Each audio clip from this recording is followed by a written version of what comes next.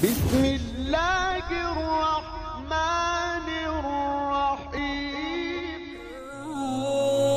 اللہ الرحمن الرحیم۔ السلام علیکم ورحمۃ اللہ وبرکاتہ۔ ناظرین گرامی، آج کا میرا ٹاپک جو ہے اس کو میں ان اشعار کے ساتھ شروع کرنا انتہائی اہم اور ضروری سمجھتا ہوں۔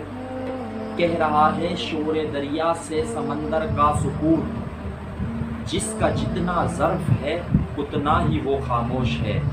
ناظرین گرامی، میں آپ کی توجہ جس مسئلے کی جانب مبذول کرانا چاہ رہا ہوں، ثانی عمر رافضی مجوسیوں کی جانب سے حضرت عمر بن عبدالعزیز رحمہ اللہ کے مزار اقدس کی توہین کی گئی، ان کے جسد کو نکالا گیا، ان کی زوجہ کے جسد کو بھی نکالا گیا اور بہت ہی ان کی قبر وہ جو ہے وہ آگ لگائی گئی۔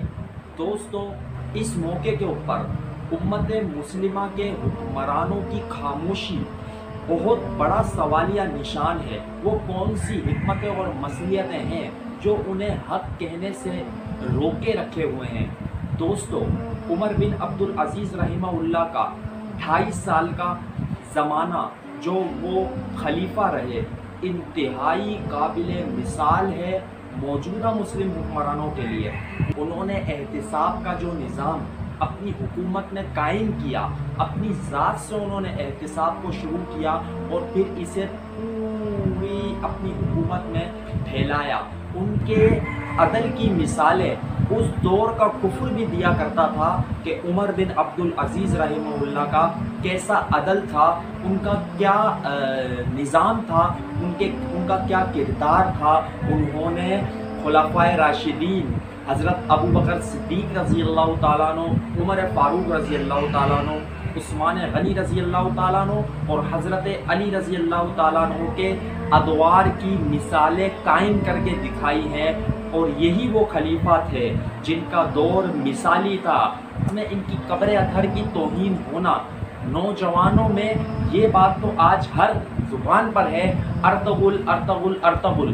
نوجوانوں، ارطغرل دیکھیے، ضرور دیکھیے، لیکن اپنی زندگی میں انقلاب برپا کیجیے، حق گوئی کے لیے میدان عمل میں آئیے، قلم کی طاقت کو استعمال کیجیے، آواز بلند کیجیے، مسلمانوں کے خلاف، اسلام کے خلاف، وطن عزیز پاکستان کے خلاف سے کوئی شرپسند عناصر کسی قسم کی بھی مداخلت میں، توہین میں ملوث ہو، اس کے خلاف اٹھ کھڑے ہوئیے، میدان عمل میں آ جائیے۔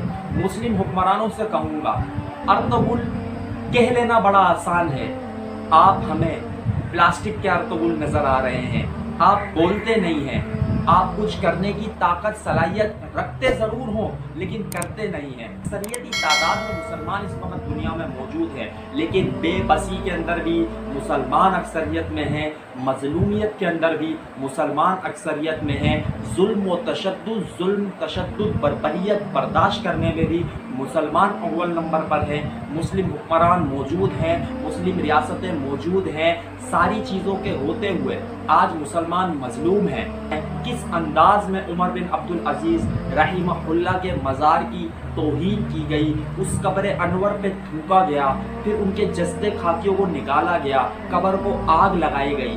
یہ وہ تمام حقائق ہیں جس سے منہ چھپا کر یا آنکھیں بچا کر ہم نہیں گزر سکتے۔ انہیں تسلیم کرنا ہوگا کہ یہ ظلم مسلمانوں کے ساتھ ہوا ہے، اور اس بے بسی پر ہم خاموش تماشائی کا منظر پیش کر رہے ہیں۔ جو نوجوان سوشل میڈیا کے اوپر اس آواز حق کو بلند کیے ہوئے ہیں، وہ یقیناً داد کے مستحق ہیں۔ اس کے ساتھ ہی میں اپنے تمام دوستوں سے اجازت چاہتا ہوں۔ اللہ میرا آپ کا حامی و ناصر ہو۔ السلام علیکم ورحمۃ اللہ